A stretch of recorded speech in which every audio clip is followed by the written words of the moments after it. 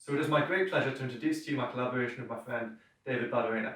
Both of us had a lot of fun filming this discussion, and we've been talking over the last 2 months leading up to it about various areas within personality type, particularly our shared belief that cognition and personality are two very separate entities.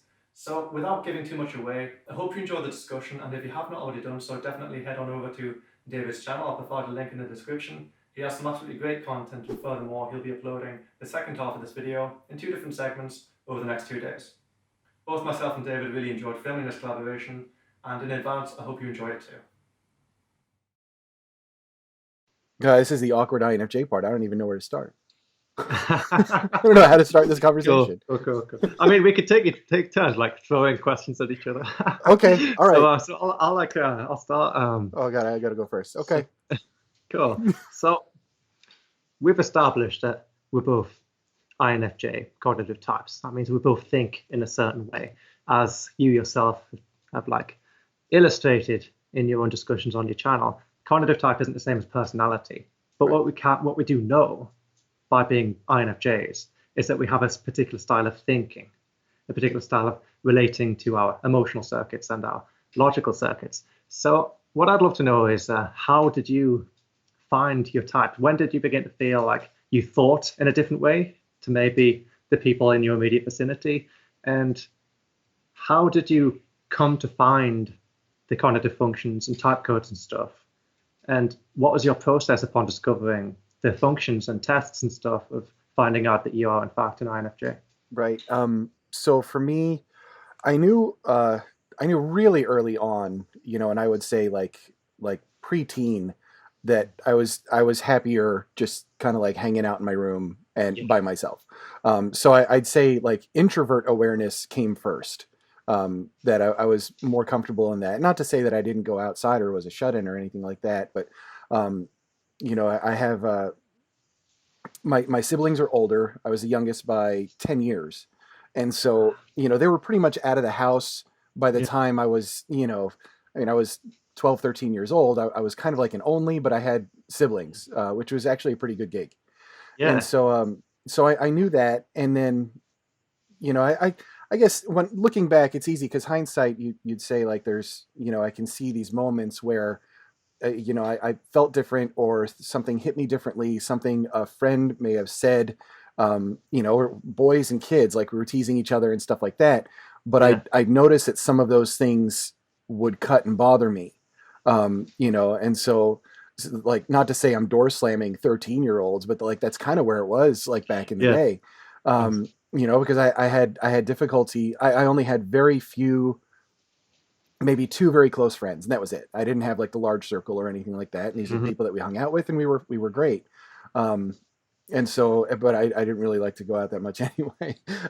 But to be fair, this is also when like, I received a Nintendo, the classic NES for a Christmas gift. And then I really didn't need to go out because it was just Duck Hunt and Mario like for a year, and Zelda. Totally. What else do you need? Yeah, pretty much. Like I was good.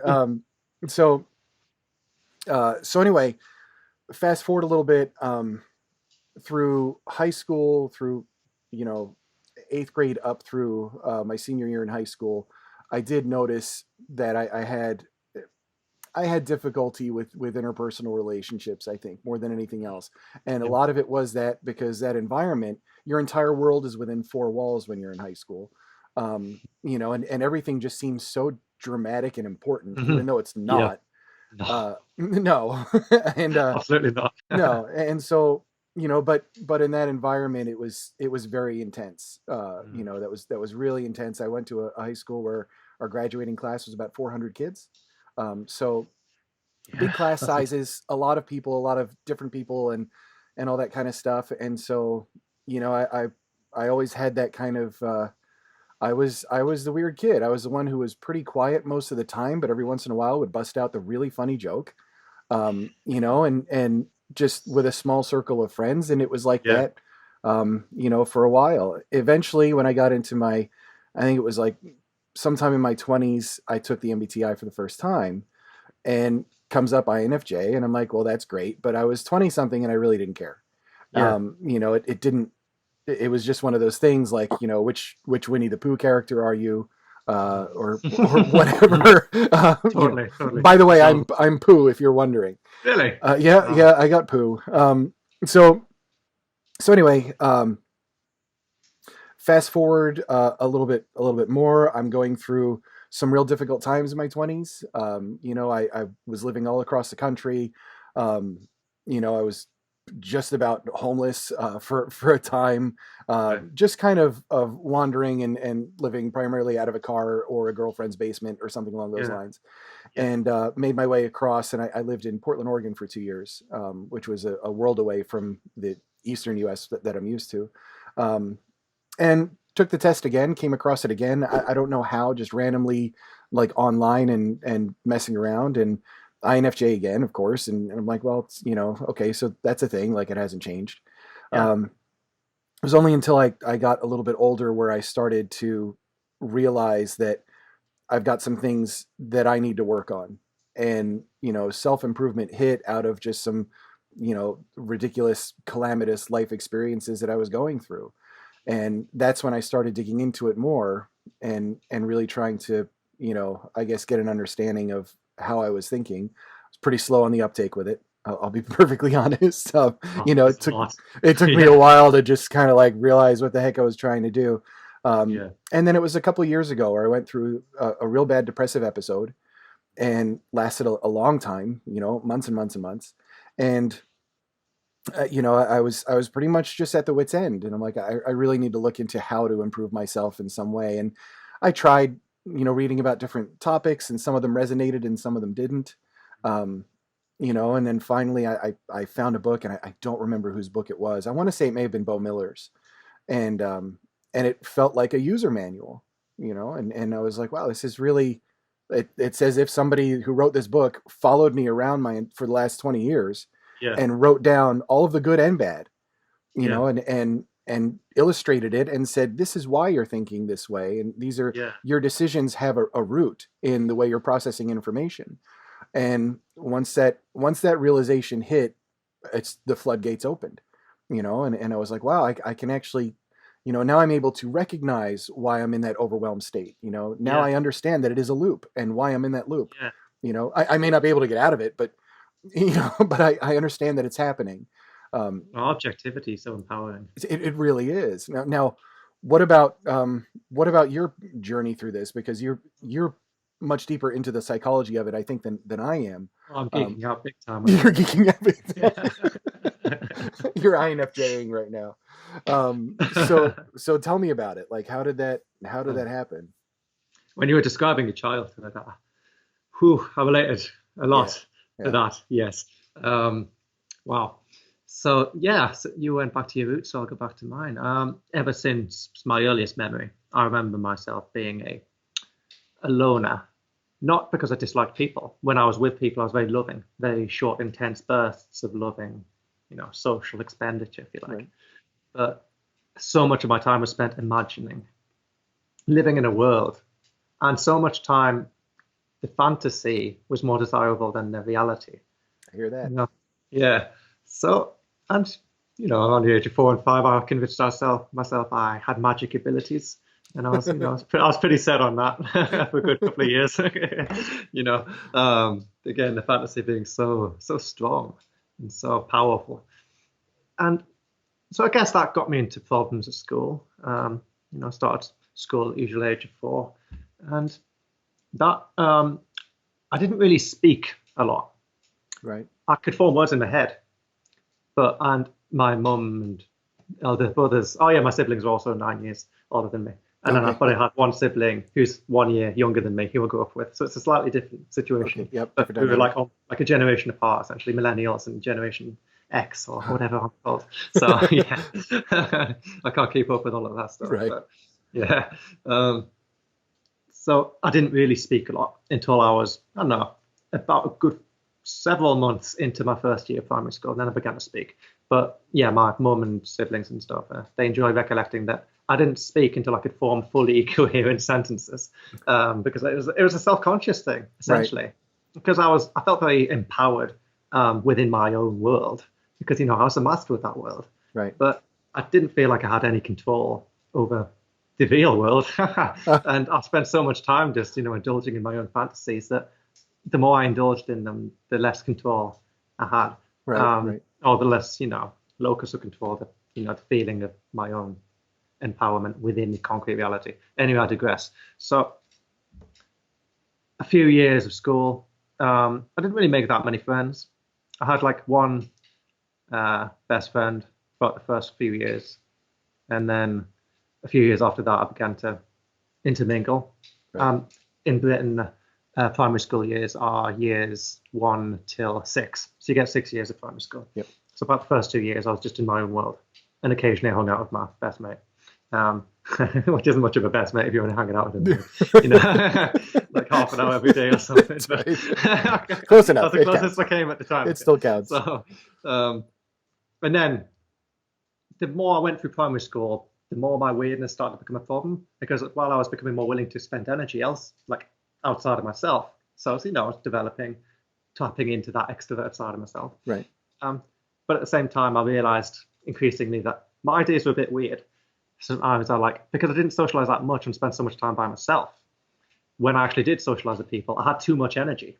Huh. So Okay. I had too much wacky ideas. Right, I had too right. much outside the box kind of abstractions. And okay, this guy's a bit weird, isn't he? Why is he Right. making random noises? This isn't, I was too weird for school kids. So yeah. Right. So yeah. And then through comprehensive school, I went through a real hard time. Primary school was a bit of fun. I wasn't always fitting in, but Right. primary school kids, they're not that horrendous, at least Right. not where I was. So in secondary school though, I went through a good, I sort of went back to the neutral zone whereby I wanted to spend a lot of time just by myself. In secondary school, that was a lot less permitted, it seems. Oh, interesting. Okay. Yep. Yeah. So yeah, people didn't really like that.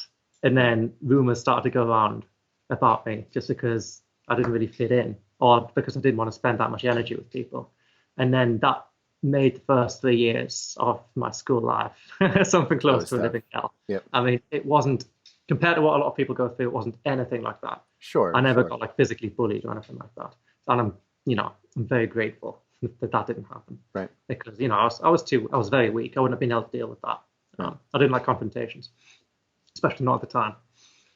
So I spent a lot of the time just alone, and not always by choice. That means the times I actually did want to socialize with people, which is, about 40% of the time in total, I guess. Yeah. I didn't really have that option. And then the friends I did have, they were ambivalent about our relationship because I think they liked me, but at the same time, they knew other people that necessarily didn't like me. And you know how hierarchies work in school. Of course. Yeah. A very ambivalent relationship with my friends at the time. But then, in year 10, my INTJ best mate at the time, he just got a bit sick of me getting pushed around. I began to get a bit physically bullied. I began to become almost a thing. Right. Bullied for lunch money, the classic scenario. So Right, I hear you. yeah. And so it was his shame. And, he didn't really help me per se, but, he rejected me in some ways and sort of said, yeah, I don't like this. Why are you doing this? Sort of disgust Right. my Right. ability to stand up for myself. And then I went through this massive transformation. Within a few months, I started doing, that's when I began doing martial arts and stuff. Oh, nice. Okay. Yep. Yeah, and lifting weights and whatnot. I also developed an eating disorder at the time, which is interesting. But because of, I don't know, teenage hormones, I still managed to gain strength despite losing size. Right. Very, Right. very strange, very strange. Anyway, so then I learned to stand up for myself, and I became a different person almost. I began to thrive on conflict in many ways. I don't know, it's also why I don't believe INFJs are necessarily inevitably prone to be victims necessarily. Right. Because in just a few months, I didn't become a superhuman, obviously. I still hated conflict situations, but I found a way in order to deal with situations, and actually I began to take responsibility Right. for how other people viewed me. Whereas before I absconded from that responsibility. I was like, oh, people view me this way, there's nothing I can do about it, therefore I'm a victim. Right. But then after that few months of transformation, it was like, oh, these people aren't viewing me this way. I want them to view me this way. What can I do to help them view me this way? Because this way is the true me. Right. This is how I want people to perceive me. And it's not that much of a narcissistic, because it can border on narcissism, that kind of outlook, manipulating people's emotions to sort of, to maintain an image of grandeur. But no, rather than that, it was sort of I just want people to see the real me, and I want to be accepted. And what can I do? And then I began to take responsibility for that in my head and really think about it. Okay, all right, okay, so this is the code. This is how to be a male in society, for example. All of that nonsense. So I was like, okay, fair enough. This is the game. Yeah. And I'll play this part of it, and then I'm going to change that part of it. And I can accept that compromise. Because if you want to do anything in life, you need a compromise between your own values and the values of other people. And you have to accept that you're all on the same playing field. Right. And you've got to find a way of accepting each other and speaking on the same ground. So that means meeting in the middle. Right. So anyway, that was my INFJ story, essentially. Because after that point, to be honest, I didn't go through much other change within myself. I began, that's not entirely true, because I hated my feeling side. I remember this now, I just remembered. Yeah. When I was 16 to 18, I resented the part of me that got me into those bad situations. Okay, I could see that, sure. Yeah. And so I developed this TI obsession. And it was slightly, I believed I was an INTJ at the time as well. Because, right. I was also doing those, like, what pony are you tests and whatnot. And the code INTJ popped up as well. It's like, oh, yeah, that makes sense because, logical hard ass, blah, blah. Right. And I didn't understand what extroverted thinking was at the time. So I didn't realize I wasn't an INTJ. But in terms of the dichotomies, it makes sense. But I'll go into that later if you want. Right.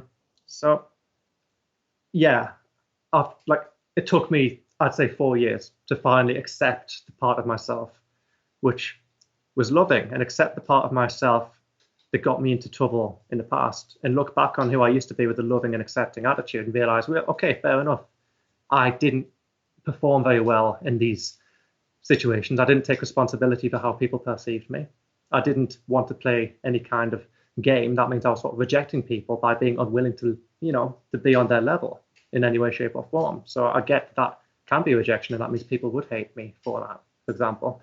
And I get so many things that I did wrong, but at the same time, I was very imaginative. I had so much of my own strengths, and I was very loving when people accepted me. Right. And I'm not ashamed of that anymore. That was the 21-year-old me. I was like, actually, this is a strength, and this doesn't have to be incompatible with the person I've become. And that's when, like, the two halves sort of became one, if you like. Yeah. Spiritual metaphor. And then after that, it was just being a musician, growing a YouTube channel, developing a slightly unhealthy relationship with, the positive feedback I was getting, because I went through all my life getting very negative feedback from peers. Sure. And then suddenly it was all like, you're an amazing guitar player, which wasn't necessarily true, especially not at the time. But, people said it, and therefore part of me believed it was true. And then, that cycle begins, especially as a golden age of YouTube at the time as well, when everything was relatively fresh. Man, so, that was quite a shock. And, I actually did develop then a slightly narcissistic personality disorder, because then I did have a self-image which was overly, grand. Right. And I wanted to maintain that image. I went to great lengths to ensure people saw me in a better light than I saw myself. Interesting. So that's what I did, So I never developed the sociopathic, Machiavellianistic, narcissistic traits. So I was never manipulative in that sense. But I still wanted people to view me a certain way, and I still got angry when they didn't. Do you think that's a, for lack of a better term, kind of like an INFJ thing, is that thinking this way, we tend to seek validation. Is that like a, I'm not sure. I see, like, because I see a lot of comments and stuff on my channels, and I'm actually surprised at the number of people that just leave something that says, I hate being an INFJ. Like, I hate the way I am. I hate the way, I feel things very strongly, or things along those lines. And I'm curious if part of that is this question of identity, which seems to be tough for us to nail down, especially when we're younger.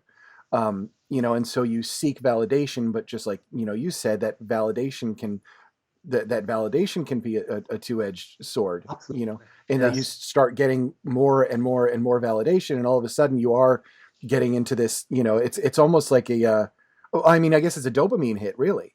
Absolutely. And that's an addictive thing. Do you find that to be the case? Do you find other INFJs to be, seeking that kind of validation? It's a tricky question. A lot of the people I know who are strong extroverted feelers all the extrovert feelers I know seek validation. I know plenty of ISTPs, ENFJs, ENTPs especially, and INFJs, who all in their own respective way really do rely on the affirmation of other people to maintain their self-image and their self-confidence. Right. So that means, it's a dependency of your ability to act to secure the happiness of yourself and your loved ones on your perception of your ability to do so, Right. which is informed by the affirmation of other people. And so if it's INFJs in particular, I'd say absolutely, yeah, we're definitely strong extrovert feelers. There's a lot of internal dialogue going on, processing that extrovert feeling information from people, trying to rationalize it, and it's inevitable that would feed back into our introverted feeling perception of who we are and our value and our worth. And so Right. much of our worth as extrovert feelers is determined by what we can do for the people. Right. And, I know some people that have I have an INTJ, a good friend of mine who's an INTJ who I worked with. He helped me with the karate school while I had it running. He was the detail guy, which was perfect. I had the bigger vision. I was teaching. I was out in front of the classes. He pretty much ran the place because he would do everything in quadruplicate, and it was all very it was run as a very tight ship with him. And he's the type where. And again, I don't know if this is a difference or if this is just a personality thing, where he was always the type to be very, very assured of his path, his principles, and his identity. Who he is was not a question, whereas I always found that to be a struggle for me, is trying to answer that question, who the hell am I?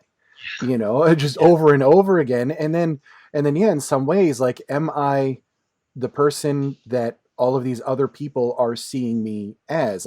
Which one is actually coming first? Because it was very difficult to square. Just a kind of a curious thought on that. I don't know. I guess it's not an issue for INTJs.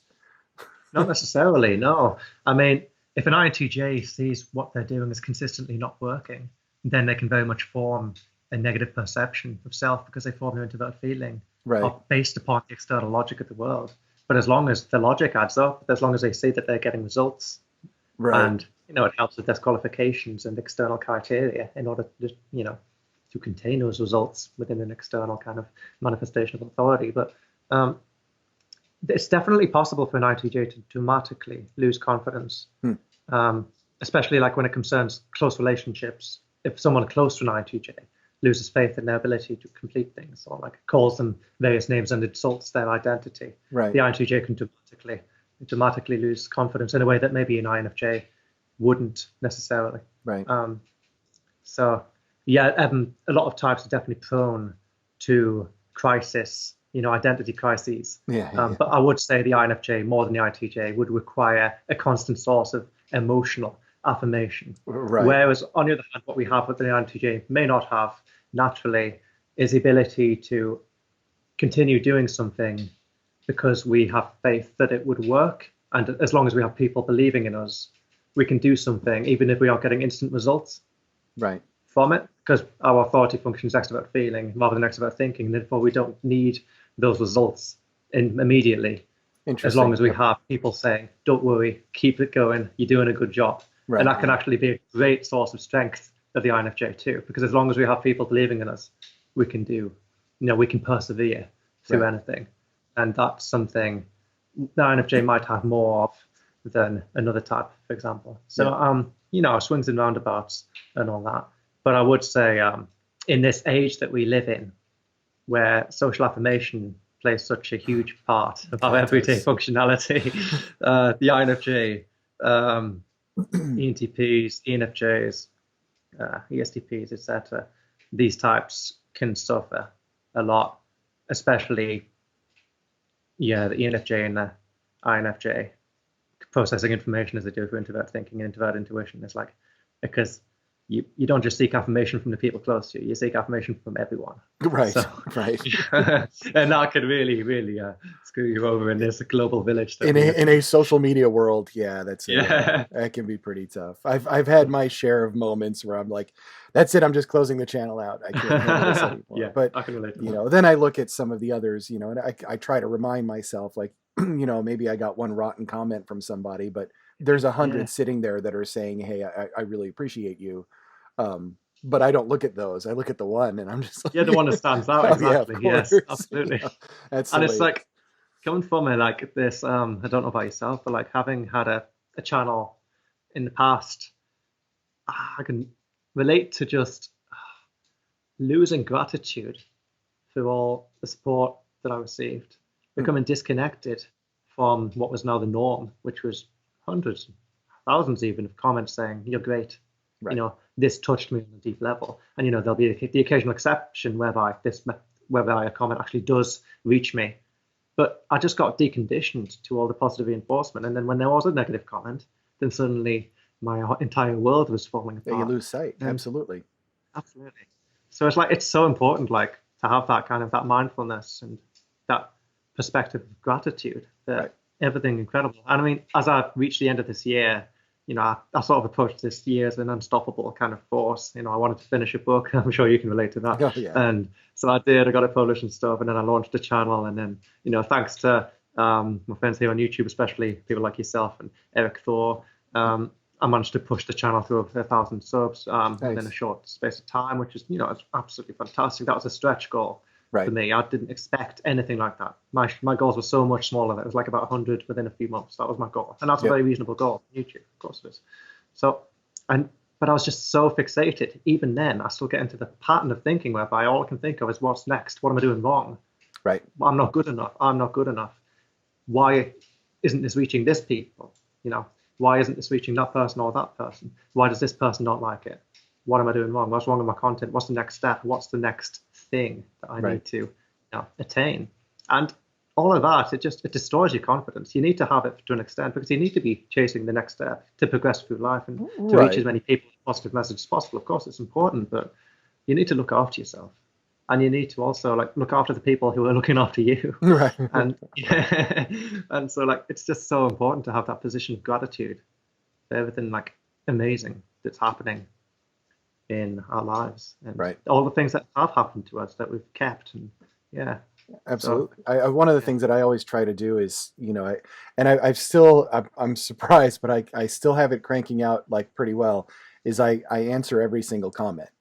Incredible that you're doing that. I won't be able to do it forever, and I know that if the channel keeps growing and stuff like that, but it's important to me. And I think my way of practicing that kind of mindfulness is when somebody writes a comment and they say that they're writing from France, is I'll look up and translate, I appreciate you in French and paste it that way. It's these little things that I try to do that I feel like are small.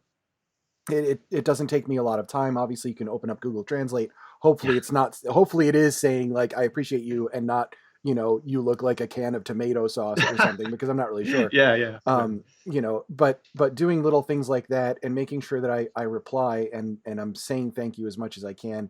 I think those little things sort of help you stay humble and grounded. For me, a lot of that practice was with martial arts, because I ran that school for a long time. And, in that way, it's every single person that was coming through those doors, that was somebody that I felt like I had to take care of, because I have somebody walks into your life and they have their own hopes and dreams and they want to be a black belt and they're nervous or terrified. They don't want to step on the mats. They're, let me watch class first and stuff like that. And so it really engaged me in a way of I've got to put my hands, around this little sparrow and try to get them out here and try to get them to grow. And doing that with 60 people in a night is tough. That is hard.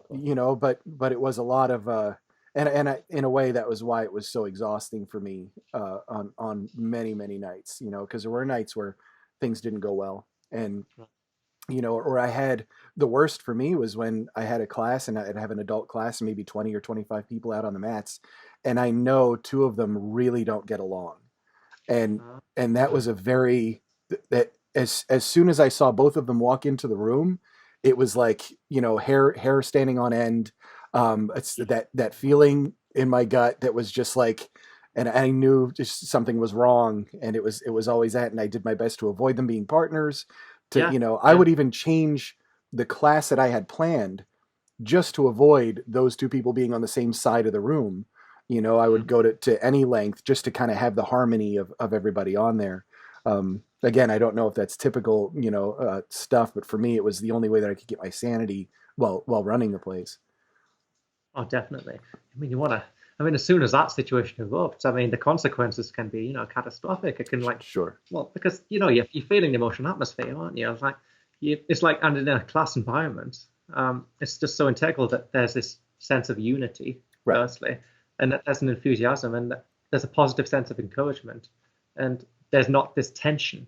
Because as soon as there's two people not getting along, there's this tension that everyone with any kind of extrovert feeling activation They'll pick up on and it. then it just puts you off. Yeah. And the thing is, you're trying to acquire skills. Right. And so that means you're constantly dipping in between the FE respect for your partner and then the TE application of the skill that you're learning. Right. But anyone with, for example, in INFJ's position of extrovert feeling, as soon as there's disharmony, you just can't focus on that mechanical aspect. You can't activate your logic because you're just trying really to threw me off. observe. Yep. Yeah, the emotional atmosphere. It threw me off big time. It's, to a point where I'd be mid-sentence, trying to instruct and just picking up on something and losing my train of thought because it was exactly. It was just like, it was just hitting me in the side of the head and all that kind of stuff. Yeah, so that's interesting. I'm curious. I want to throw something at you. What do you do to get yourself balanced? Like, what are some habits that you have or things that you do when you are feeling either that overwhelmed sense or maybe you are, drifting into that awful loop? What are the things that you do to break out of it? I have a list. Okay. Yep. Go. Because, well, first of all, I have my routines. Right. What are my routines at the moment? The only consistent routine I've currently got established is working out, exercise. I like to do that, just 2 full body workouts a week. But when I do so, it's just an opportunity to ground myself in the concrete, the now. And just when I'm performing an exercise, everything else, it's not there. It's not relevant. Right. I'm completely focused on what I'm doing. And it's incredibly important because it gives my mind a break. Because when I'm sleeping, I'll be dreaming about it.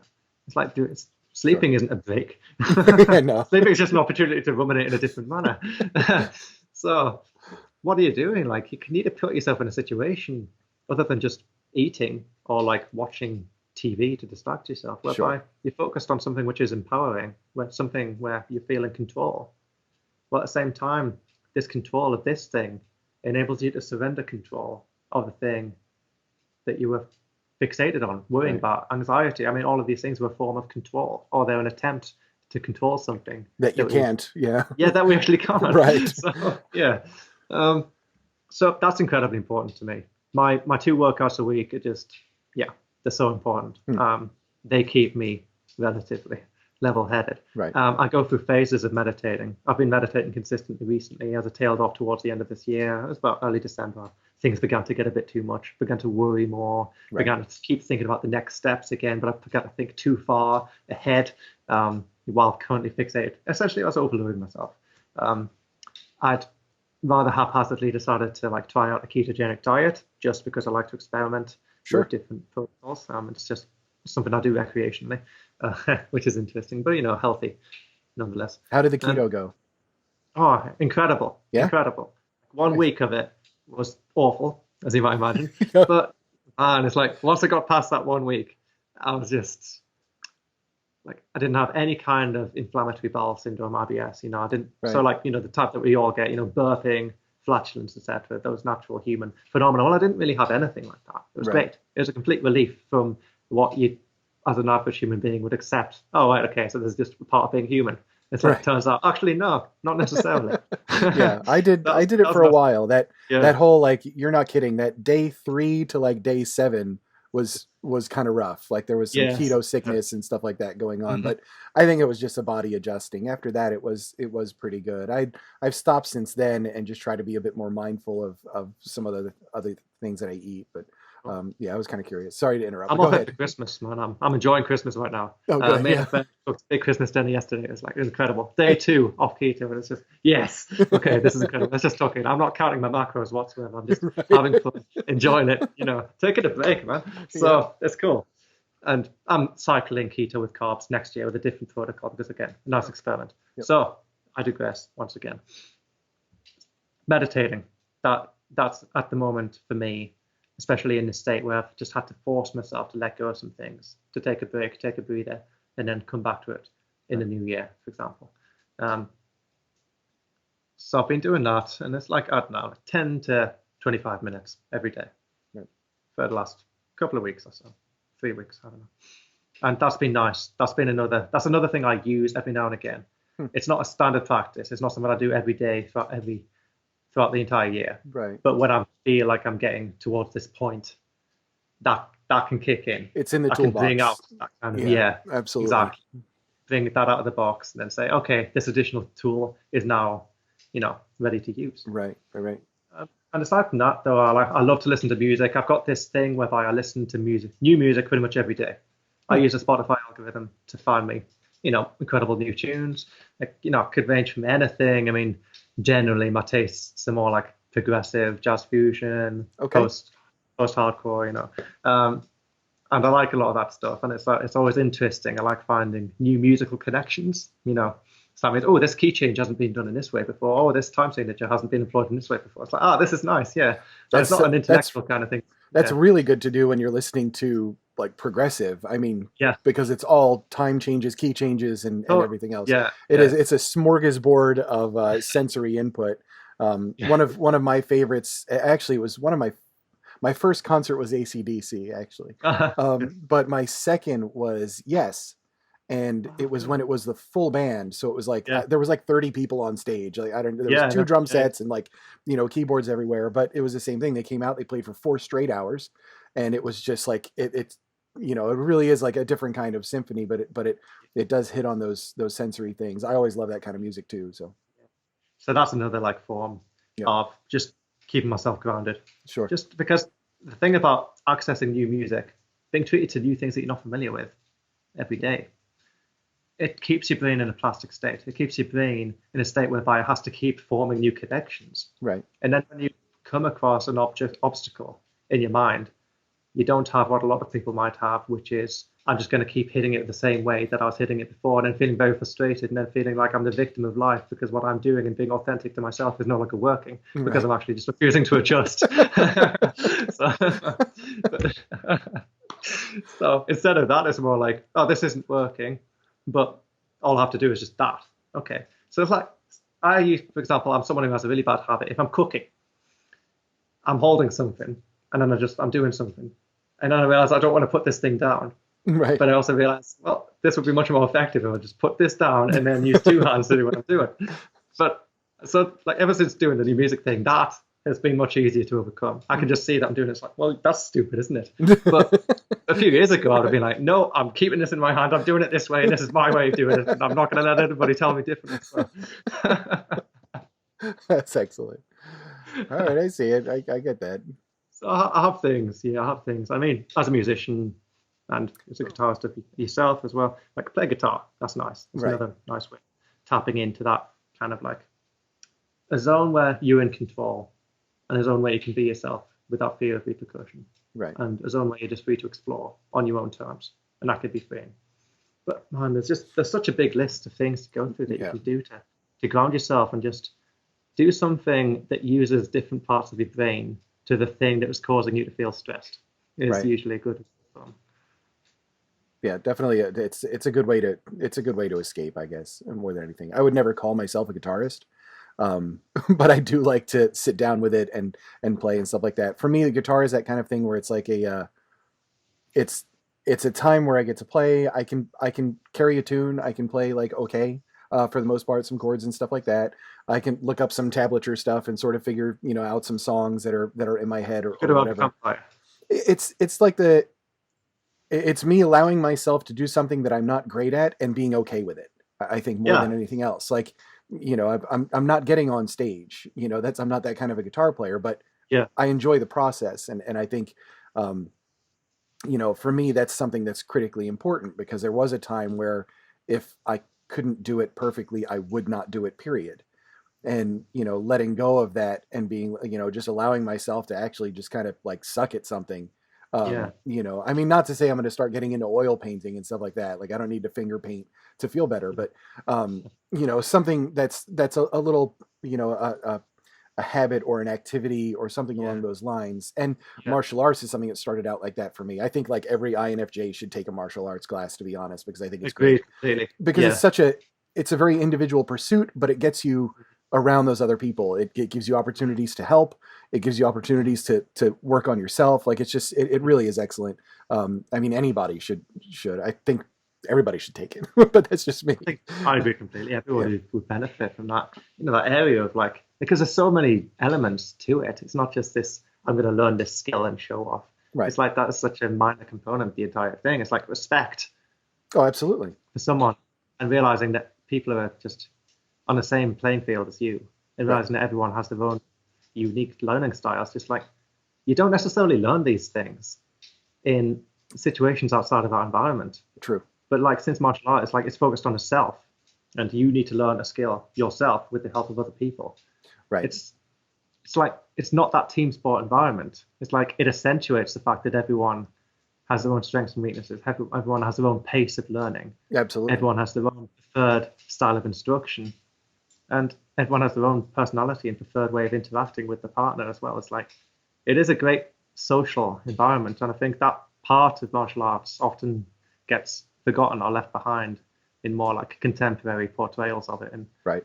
media and such. Well, the owl you see is Bruce Lee and stuff like that. I mean, like, I get it, Karate Kid, Yeah, Bruce Lee, and all this kind of thing. yeah, Like, that's all yeah, right.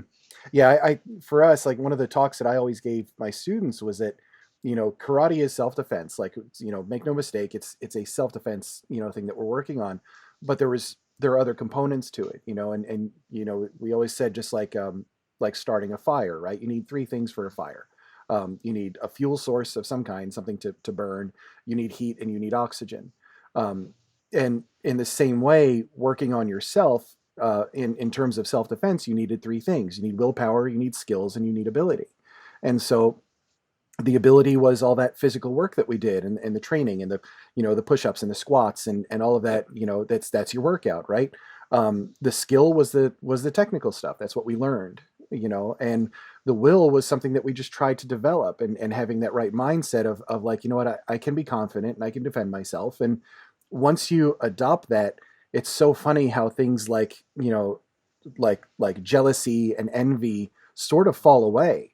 yeah, And especially in that kind of class environment, you're not so much just like jealous of somebody else's belt anymore. You start to turn inward and say, well, how do I get better? And yeah. it's just such a great mindset to have. I wish more people would do it. Just for that reason, if anything else. Because that entire, like, the analogy that you just presented is so applicable to type development as well, isn't it? Like, you have, Yeah. I mean, you have, how would I say this?